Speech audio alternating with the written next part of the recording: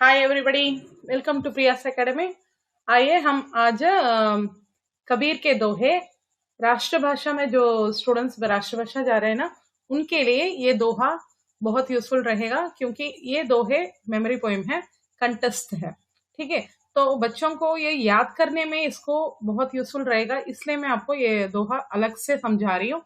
उसमें बहुत सारे दोहे हैं, लेकिन मैं दोहा जो मेमोरी पोएम है उसी को मैं आपके सामने लाई हूँ, सो दैट बच्चे अच्छी तरह समझ कर पढ़ सके। ठीक है जी। आइए, पहला कबीर के दोहे हैं, उसमें पहला हम देखेंगे। 5 पहर धंधे गया, 3 पहर गया सोए, 1 पहर हरि नाम बिन, मुक्ति कैसे होए। बहुत अच्छा दोहा है जी, सचमुच।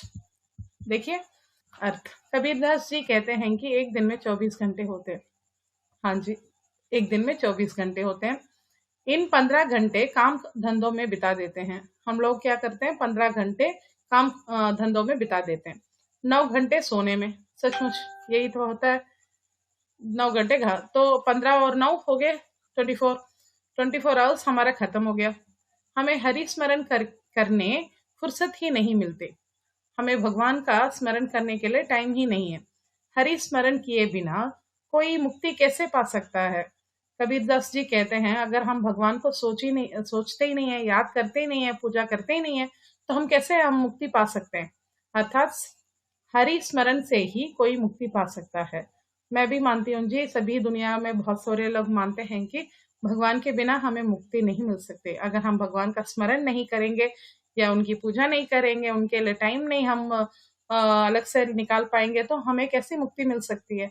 इसलिए कुछ भी करो, भगवान को हर रोज पूजा करो, ये कबीरदास जी हमें बोलते हैं। तुम्हें कितना भी ये काम हो, कितने भी धंधे हो, उसके बीच में हमें भगवान के लिए टाइम निकालना पड़ेगा। निकालने से ही हमें इस जीवन से मुक्ति मिल सकती है।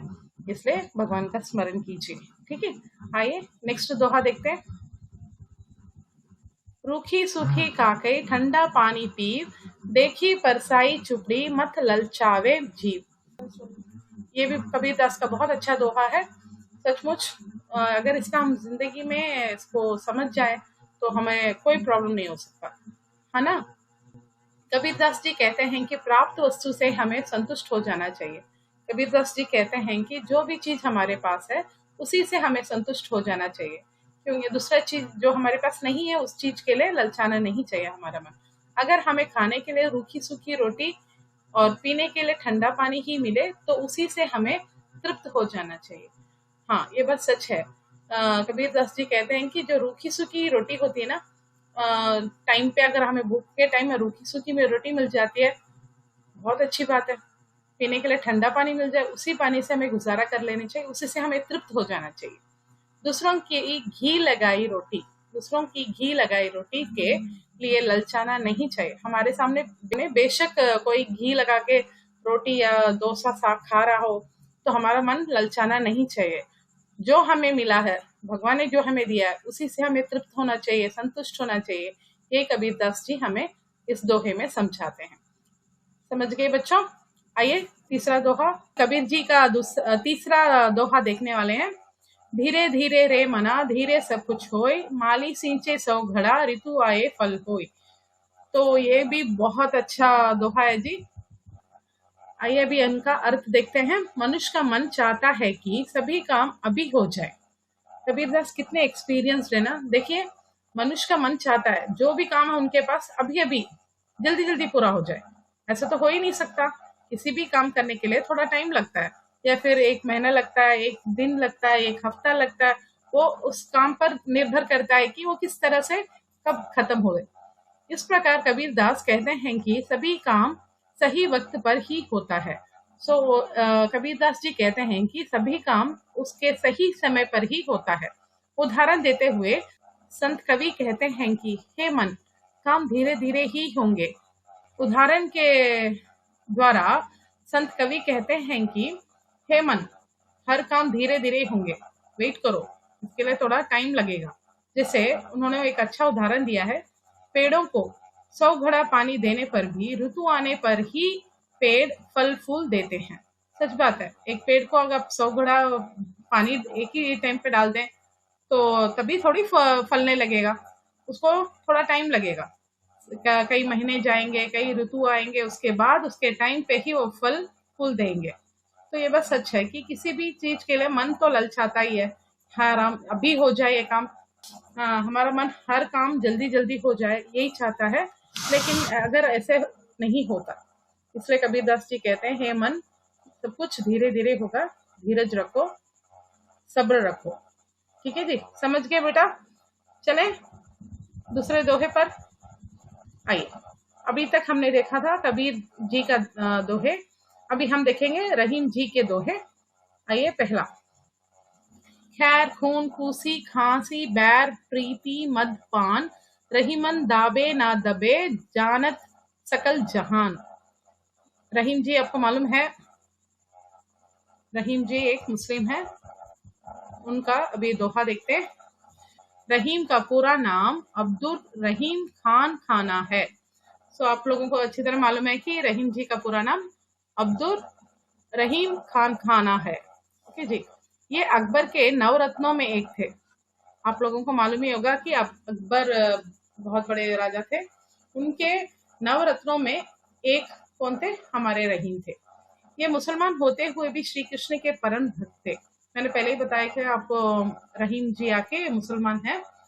वो मुसलमान होने के बावजूद वो श्री कृष्ण के परम भक्त थे। ये बहुत बड़ी बात है जी, सोचिए थोड़ा। इनकी कृष्ण लीला पढ़कर भक्तजन झूम उठते थे। इनकी कृष्ण लीला, रहीम के द्वारा लिखी गई कृष्ण लीला को पढ़कर भक्तजन झूमने लगते थे। कितनी अच्छी बात है ना। देखिए कितना उन्होंने कृष्ण को किस तरह से हमारे सामने उनके बारे में डिस्क्राइब किया होगा, उससे देख के हमारे भक्त लोग झूम उठते हैं। संत कवि रहीम कहते हैं कि दुनिया जानती है कि खैरियत, खून खांसी, खुशी, दुश्मनी, प्रेम और मदिरा का नशा छिपाए नहीं छुपता है। तो संत कवि रहीम कहते हैं कि दुनिया दुनिया अच्छी तरह जानती है, खैरियत, हम लोग अच्छे हैं, अमीर हैं, गरीब हैं, तो हमारी खैरियत से दिखता है कि किस तरह से हम ड्रेसिंग करते हैं, किस तरह से बाहर निकलते हैं, और सब ये खून आके ब्लड बोलते हैं ना, उस तरह का है। खांसी, अभी किसी को खांसी हो रही है तो एक बड़े सभा में महाराजा मंत्री सब है, तो ये खांसी रुकते रुक थोड़ी रुक जाती है, नहीं रुकती। छुपाने की कोशिश करने पर भी नहीं छुपती, ऑटोमेटिकली हम खांसी की कर देते हैं। तो खुशी भी ऐसी होती है, बहुत खुश हैं, हम नहीं छुपा सकते। किसी तरह से आंखें दिखा देती है हम कितने खुश हैं, या फिर हमारे ओंठ दिखा देते हैं, थोड़ा हंस के या बहुत हंस के। तो दुश्मन भी ऐसी है भाई, किसी को हमें पसंद नहीं आया तो हम लोग क्या करते हैं, हमारे आंखों से नफरत इतनी गिरती है उन पर, ऑटोमेटिकली सबको मालूम हो जाता है। उसी तरह प्रेम, उसी तरह मदिरा का नशा छुपाए नहीं छुपता है। रहीम जी बोलते हैं कि ये सब हम कितना भी छुपाने की कोशिश करें, ये नहीं छुपता। ओके जी, अच्छा है ना जी बच्चों? सचमुच बहुत अच्छा है, समझने की कोशिश कीजिए। सिर्फ एक बार अगर पढ़ लिया ना, समझ लिया ना, बस जिंदगी भर याद रहेगा। ठीक है, आइए रहीम जी का दूसरा दोहा देखते हैं। रहीमन निज मन की व्यथा, मन ही राखे जोय, इथलहे लोग सब बांटी ना लहे कोई। आइए इसका अर्थ अभी देखते हैं। अर्थ, कवि रहीम कहते हैं कि हमें अपने मन की व्यथा को किसी को सुनानी नहीं चाहिए, क्योंकि सुनने वाला मन ही मन खुश होते हैं और हमारी मजाक उड़ाते हैं। रहीम जी का कहना बिल्कुल ठीक है। जो हमारे मन में प्रॉब्लम्स होती है, व्यथा होती है, उसको ना किसी के पास नहीं सुनानी चाहिए। अगर हम उनके पास अपना दुख जाके सुनाते हैं, वो हमारा मन हल्का होता है, लेकिन क्या होता है, सुनने वाले के मन में मन ही मन खुश होता है और हमारा मजाक उड़ाता है। ये जाके 10 लोगों को अपनी हमारी जो प्रॉब्लम्स है, व्यथा है, उसको दूसरों के पास बता देते हैं। इससे क्या होता है, हम मजाक बन जाते हैं उन लोगों के बीच में, क्योंकि उनको भी कोई प्रॉब्लम है, लेकिन उनका प्रॉब्लम हमारे पास नहीं बताने के कारण हमें नहीं मालूम होता। लेकिन हमारे जो प्रॉब्लम्स हम उनको एक बार बता देते हैं, तो क्या होता है, मजाक बन जाता है उनका। कोई भी हमारे कष्टों को बांटने के लिए कोई तैयार नहीं होता। सच बात है, कोई हमारे कष्टों को बांटने के लिए तैयार नहीं है, अर्थात सच्चे दिल से कोई सुनने वाला हो या हमारे लिए धैर्य बताने वाला कोई नहीं है। सबको अपनी अपनी प्रॉब्लम्स हैं, परेशानियां हैं, उसको किस तरह से सॉल्व किया जाए, ऐसे करके भाग रहे हैं आजकल के दुनिया में। तो रहीम जी इसलिए बोलते हैं अपनी जो भी प्रॉब्लम्स है अपने पास रखो, किसी के पास नहीं बताना, न बताने से वो हमारा मजाक उड़ा देते हैं या हमारे दुख को समझते नहीं है और सच में कोई बांटने के लिए इसके लिए तैयार नहीं है। ठीक है जी, समझ गए बच्चे? आइए दूसरा देखते हैं। लास्ट दोहा रहीम जी का। रहीमन देख बड़ेन को लघु ना दीजिए डारी, जहां काम आवे सुई कहा करे तरवारी। ये भी बहुत अच्छा था दोहा है जी रहीम जी का। आइए अब इसका अर्थ देखते हैं। संत कवि रहीम कहते हैं कि हम छोटी वस्तुओं को तुच्छ समझकर उसका तिरस्कार करते हैं। संत कवि रहीम कहते हैं कि हम छोटी चीजों को तुच्छ समझकर उसका रिस्पेक्ट नहीं करते, उसको इंसल्ट करते हैं, तो तिरस्कार करते हैं। ये बात सच है। छोटी छोटी चीजों को ना हम बड़ा नहीं मानते, उसको उठा के फेंक देते हैं, यहाँ वहां डाल के रख देते हैं। ये सच बात है ना। लेकिन रहीम कहते हैं कि छोटी और बड़ी दोनों प्रकार की वस्तुओं का समान आदर करना चाहिए। लेकिन रहीम जी कहते हैं कि छोटी हो या बड़ी हो, दोनों चीजों को, दोनों प्रकार की चीजों को क्या करना चाहिए? एक समान आदर करना चाहिए।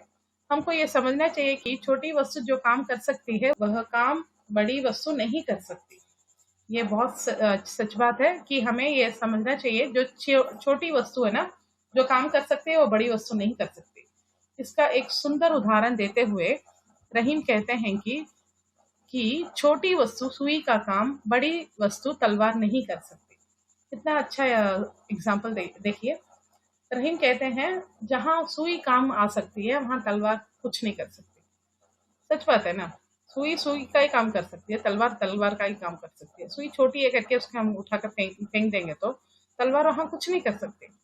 जहां सुई से काम लिया जाता है वहां तलवार से नहीं लिया जा सकता। समझ गए बच्चों? कितना अच्छा एग्जाम्पल है ना। अभी आपने कबीर और रहीम के दोहों को देखा। दोनों को मेमोरी करने में आपको इजी रहेगा क्योंकि आपको मैंने इनके मीनिंग अर्थ को अच्छी तरह समझा दिया है, तो आप अच्छी तरह से समझ लेंगे और पढ़ लेंगे ना बच्चे। ठीक है, अब बताइए आपको मेरा वीडियो अच्छा लगा तो लाइक कीजिए, शेयर कीजिए, सब्सक्राइब कीजिए और बेल आइकॉन को प्रेस कीजिए। Thank you.